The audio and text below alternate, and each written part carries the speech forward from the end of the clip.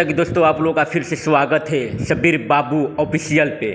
आप लोग का बहुत बहुत स्वागत है शब्बीर बाबू ऑफिशियल पे। जैसा कि आप लोग दोस्तों फिर से आप लोग मैं दिखाना चाहता हूँ पावर स्टार पवन सिंह का धमाका सॉन्ग आप लोग के बीच फिर से लेके आ चुके हैं। अलग अलग अंदाज में आप लोग के बीच लेके आ चुके हैं।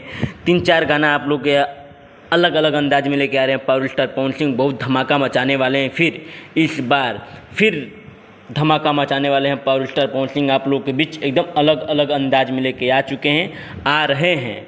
अभी फ़िलहाल में अभी कल एक सॉन्ग आ रहा है, उसके बाद फिर 2 सॉन्ग आने वाला है। अभी उसका भी शूटिंग हो चुका है, बल्कि अभी एडिटिंग हो रहा है। बहुत जल्द आप लोग के बीच लेके आ रहे हैं। अभी पावर स्टार पवन सिंह इस गाने के बाद चले गए हैं बॉलीवुड में, उसमें शूटिंग कर रहे हैं अभी गाने का। वो भी बहुत जल्द आप लोग के बीच आने वाला है। तो आप लोग को इसी तरह मैं खबर पहुँचाते रहता हूँ। आप लोग मेरे चैनल को सब्सक्राइब करिए, लाइक करिए, शेयर करिए, कमेंट करिए, ढेर सारा प्यार आशीर्वाद दे।